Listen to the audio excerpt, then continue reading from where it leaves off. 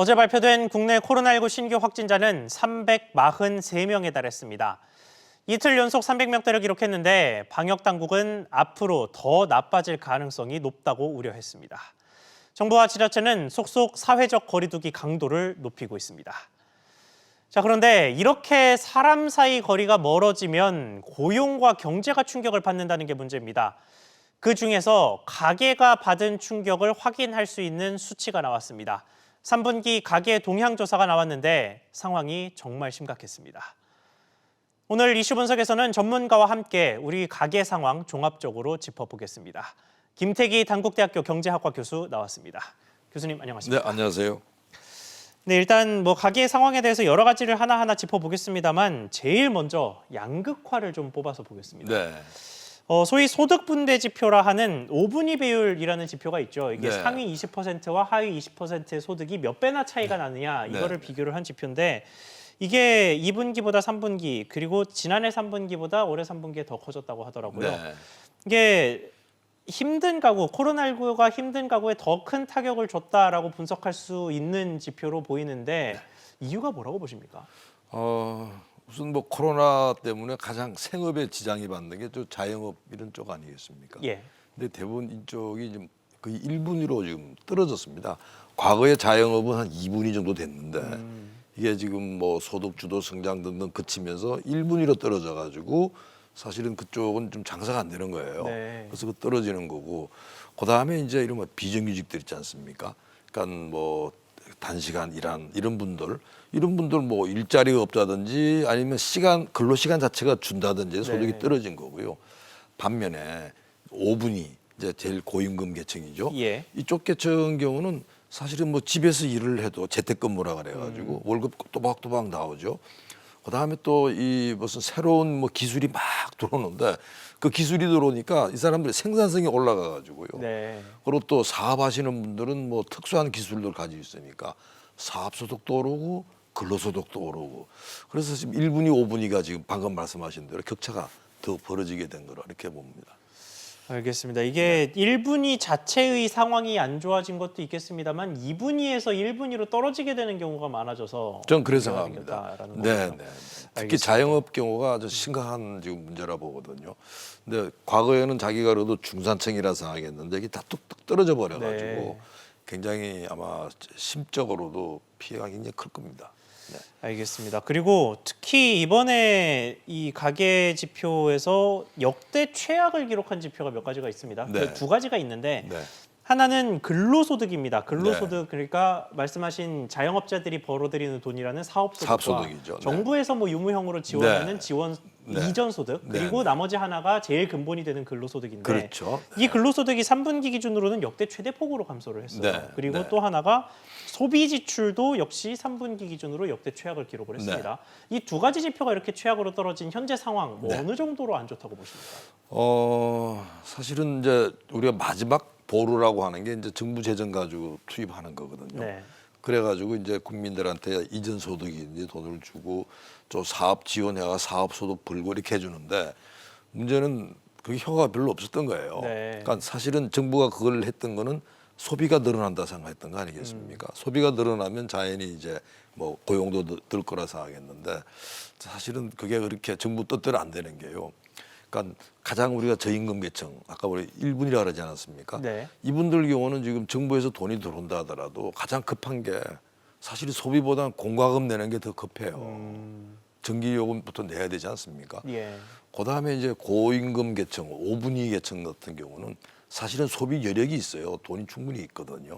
근데 지금 뭐 코로나 때문에 여러 가지로 뭐 이동이 불편하다든지 불안하지 않습니까? 예. 그래서 잘 안 되는 거예요. 그러니까 저축을 해놓는다는 얘기군요. 바로 그겁니다. 그러니까 사실은 이제 이분들 경우는 뭐 그 돈 가지고 정부에서 예를 들어 돈을 좀 받았다 이거죠. 그 돈 가지고 뭐 별 그게 없는 거예요. 네. 사실 이제 정부가 이게 이제 재정 가지고 소비를 늘려서 경기를 살린다고 하는 이런 부분들은 잘 맞지 않다 이렇게 말씀드립니다. 알겠습니다. 그러니까 뭐 지자체나 정부에서 현금성 지원을 했지만 그게 이전 소득으로 나타나기는 했지만 소비로 이어지진 않았다라는 그렇습니다. 말씀인데 그렇습니다. 한 가지 더 네. 여쭤볼 게 있는데요. 지금 앞서 저희가 양극화가 심해졌다고 하지 네. 않았습니까? 그런데 정부는 이전 소득을 통해서 많은 양의 소득을 전 국민에게 지급을 했단 말이죠. 네. 그런데도 불구하고 이렇게 격차가 벌어졌다는 얘기는 네. 지원의 대상을 잘못 설정한 것 아니냐 이런 식의 비판이 굉장히 나오는 중요한 것 같은데, 말씀이신데요. 네, 어떻게 보십니까? 사실은 이제 우리가 지원금을 말이죠. 국민들한테 다 같이 나눠줘야 되느냐. 예, 어려운 사람한테 더 줘야 되느냐. 그 논쟁이 있지 않았습니까? 그랬죠. 대표적인 게 기본소득이나 뭐 예를 재난 지원 기본 지원금인가요? 네. 어떤 기본이라는 개념으로 다 같이 줬어요. 근데 사실은 이 어려운 사람들 경우는 그거보다 훨씬 많은 돈이 필요로 한 거거든요. 근데 사실 이제 이렇게 하다 보니까 아주 정말 참 눈물 나는 일이 벌어졌어요. 이전 소득을 받았는데 누가 많이 받았냐 봤더니 아니 고임금 계층이 훨씬 더 많이 받은 거예요. 네. 왜냐하면 고임금 계층은 그 가구 자체가 무슨 가구 수가 많습니다. 인원이. 근데 예를 들어 저소득 계층 가게 되면 단신 가구, 1인 가구가 많아요. 그럼 누가 돈을 더 많이 받아갈까요? 가구 수에 가구 수가 따라서 많은 데가 네. 가는 겁니다. 그래서 사실 이렇게 이제 웃지 못할 일이 지금 벌어진 거고 오히려 지금 정부가 이런 뭐 기본소득이든 뭐 재난지원금이든 이런 부분들이 정말 좀 어려운 사람들한테 집중으로 투입돼야 된다고 하는 걸 이번에 보여준 겁니다. 알겠습니다. 이게 통계로 나온 만큼 정부 정책에 좀 변화가 있기를 기대해 보겠고요. 네. 자, 그런데 뭐 저희가 쭉 짚어본 것처럼 3분기의 상황이 정말 안 좋기는 했습니다만 네. 사실 예견된 결과이기는 했습니다. 그렇죠. 3분기에 네. 뭐 여름에 집중호우 문제도 네. 좀 있었고 이게 분명히 뭐 농업 관련된 생산에 영향을 미쳤을 네. 것이고 또 8월 중순 이후에 코로나19 확산세가 심각해지면서 2단계 사회적 거리두기를 하지 않았습니까? 그렇죠. 이것도 분명히 네. 영향을 미쳤을 거란 말이죠. 그래서 3분기의 부진은 예상된 바였는데 문제는 네. 앞으로입니다. 4분기가 어떨 것이냐 또 나아가서 네. 정부가 지금 가장 크게 기대를 걸고 있는 건 내년에 3%대의 네. 급반등하는 경제 성장이 이룰 수 있을 것이다. 이 네. 부분이거든요. 네. 네. 이게 가능할 거라고 보십니까? 어떻게 보세요? 뭐 사실 내년 전망 자체가 사실 무의미할 정도로 지금 굉장히 좀 불확실합니다. 네. 무슨 뭐 코로나 재유행이 지금 우리나라만 그런 게 아니라 사실 미국은 더 심각한 것 같아요. 유럽 이런 데가. 그러다 보면 이제 우리 국내는 뭐 소비가 아무래도 살아나기 어려울 거고요. 예. 그다음에 해외로 수출하는 부분도 좀 지켜봐야 될 이런 문제이기 때문에 뭐 제가 볼 때는 그나마 다행스러운 거는 뭐 우리뿐 아니라 다른 나라도 코로나에 벌써 이제 한 6개월 정도 시달리다 보니까 적응이 돼가지고 어느 정도 이제 이렇게 하는 것 같은데요. 네. 뭐 그렇다 해가지고 내년 경제가 뭐 3%로 될 거라고 이렇게 낙관하기는 좀 이르다. 근데 오히려 제가 볼 때는 진짜 걱정해야 될 부분은 3% 성장이 아니라고 봐요. 네. 정부가 진짜 주목해야 될 부분은 뭐냐 하면 예를 들어 가지고 지금 뭐 바이오부터 해가지고 뭐 그다음에 뭐 새로운 이 에너지 있잖아요. 2차 전지 뭐 등등 반도체 네. 이건 쫙 커버렸어요. 그렇죠. 그렇지 않습니까? 네. 그다음 보세요. 지금 뭐 항공부터 이런 거는 그냥 뭐 문 닫아야 될 지경으로 다 추락을 하고요. 네. 그러니까 사실은 어떤 산업 어떤 부문은 막 일자리도 막 생기고 그다음에 수익도 올라가고 어떤 데는 떨어지고 이게 이제 K자입니다. 네. 제가 볼 때는 지금 3% 숫자 문제가 아니라고 봐요. 진짜 어려운 부분을 어떻게 할 거냐. 그러니까 잘 나가는 부분은 냅둬도 잘 나간다고 봅니다. 네. 예, 왜 시대가 그걸 요구를 하니까. 근데 어려운 부분 경우는 지금 전혀 그게 없는데 어려운 부분은 제가 볼 때는 무슨 뭐 플러스가 아니고요. 내년도에도 계속 좀 마이너스로 좀 될 가능성이 크다 이렇게 봅니다. 알겠습니다. 네. 사실 전문가들 중에는 이 기회를 구조조정의 기회로 삼아야 된다고 주장하시는 분들도 네. 있어요. 그러니까 네. 말씀하신 이제 하락하는 업종 중에 네. 옥석을 가려내야 네. 한다라는 거죠. 네. 뭐 무작정 살리는 게 네. 아니라 네. 옥석을 잘 가려내서 살려야 된다는 건데 이 주장에는 좀 동의하십니까? 그러니까 사실은 뭐 정부가 어떻게 보면 이제 구조조정을 막 하려고 하는 게 아니고요. 네. 어쩔 수 없이 구조조정 안 할 수가 없어요. 그러니까 예를 들어 가지고요. 지금 우리가 이 자영업, 동네 자영업은 잘 안 되는데, 근데 그 자영업이 예를 들어 가지고 플랫폼에 올라갔어요. 그러니까 우리가 온라인으로 들어간 데는 굉장히 잘 됩니다. 네. 그 양이 벌써 구조조정이 일어나고 있는 거거든요. 그리고 거기에 예를 들어 가지고 뭐 택배, 그다음 이런 쪽 경우는 고용이 막 늘어나는 겁니다. 그래서 사실 이제 이런 부분을 정부가 잘 지켜보면 뭐 어떻게 보면 구조조정이 좋은 구조조정이 할 수 있겠구나. 네. 왜? 새로운 수요는 분명히 있는 거예요. 그러니까 지금 안 되는 쪽에서 잘 되는 쪽으로 이동만 잘 시켜주면 어떻게 보면 이 기회에 좀 경제 체질도 좀 바꾸고 그럴 수 있겠다 생각이 듭니다. 알겠습니다. 잠깐 뭐 비슷하지만 다른 이야기를 하나 해볼 텐데요. 네. 지금 저희가 소득도 줄고 소비도 줄었다고 이야기를 네. 했는데 대출은 또 어마어마하게 늘었습니다. 네. 이번 네. 통계청 지표는 다른 지표이긴 합니다만 10조 원이 넘게 대출이 늘었어요. 네. 정부가 최근 들어서 계속해서 대출을 조이겠다 말을 네. 했거든요. 네. 저 대출 추이를 보니까 신용대출은 정부가 위험하다 이야기를 했던 네. 것의 결과인지 좀 줄었습니다만 주택 관련 대출이 많이 늘었습니다. 네. 이거를 뭐 부동산 관련 소비가 늘어서 주택 대출이 늘었다고 봐야 하는 건지 아니면 뭐 줄어드는 소득 때문에 이거를 어떻게든 대출로 메워보고자 네. 안 나오는 신용대출 대신에 주택담보대출을 받았다고 봐야 되는 건지 어느 부분의 해석이 맞을지가 네. 좀 궁금한데요. 우선 뭐 이 부동산 관련 대출이고요. 대부분 주택 관련 대출이니까. 그러니까 사실 참 경기가 이렇게 안 좋은데 막 부동산 살려고 은행 대출 받는 게 다른 나라에서 거의 없어요. 예. 그러니까 이건 어떻게 보면 좀 우리 경우가 좀 진짜 이상한 뭐 징후라고 보는데 네. 지금 이런 상황입니다. 정부가 야 대출도 억제해가지고 막 이렇게 했는데 문제는 그게 서울 집값은 잡는데 몰두했던 게 꽉 눌러놓으니까 지방 부동산으로 가가지고 거기서 또 막 사람들이 집을 살려고 하는 네. 거예요. 사실은 지금 이 대출 부분이 이미 우리나라 가계 대출은요 전 세계에서 가장 심각한 나라 중에 하나입니다.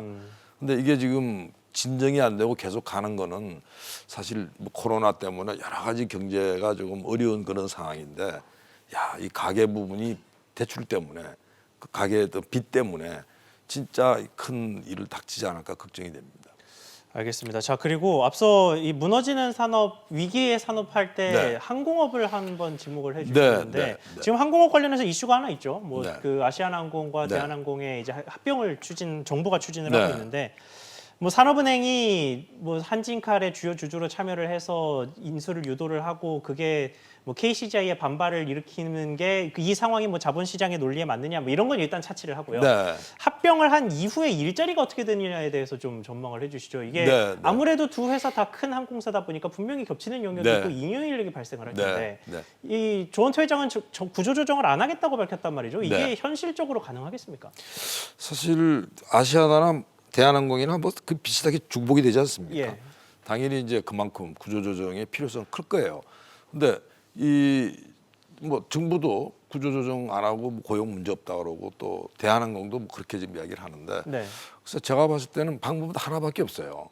얼마나 사업 혁신을 아주 강도 있게 하느냐. 예. 그러니까 예를 들어 가지고 지금 뭐 승객 중심에서 화물 중심으로 지금 예를 들어 대한항공이 지금 바꿔가지고 재미를 봤다 그러는데 얘는 그런 류에 대해서 아주 과감한 그런 이 발상의 전환이랄까요? 그런 혁신, 사업 혁신이 필요하고요. 네. 그다음 두 번째는 고용 혁신입니다.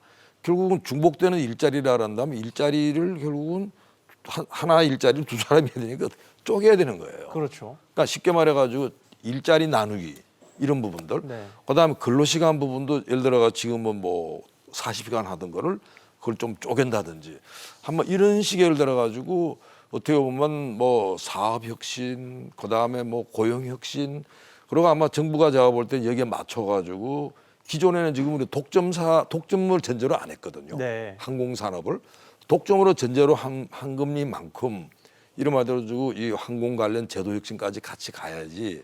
그럼 제가 볼 때는 아마 구조조정을 용하게 피해 나가지 않을까. 그러니까 그건 사실은 뭐 그렇게 이 가능성이 높은 건 아닌데 네. 불가능한 것도 아니다. 그건 하기 나름이고 결국 그거는 노사 협력이나 그다음에 민간 협력의 어떤 문제 아닐까 생각을 합니다. 네, 노사협력과 민관협력의 문제로 일자리 문제를 극복하는 것 사실 항공업계만의 문제는 아닌 것 같습니다. 어느 영역에서든 고용을 유지하고 경제 활력을 회복시키기 위해서 정부와 업계의 노력이 중요해지는 시점입니다. 오늘 말씀 여기까지 듣겠습니다. 지금까지 김태기 단국대학교 경제학과 교수와 함께했습니다. 교수님 오늘 말씀 감사합니다. 네, 감사합니다.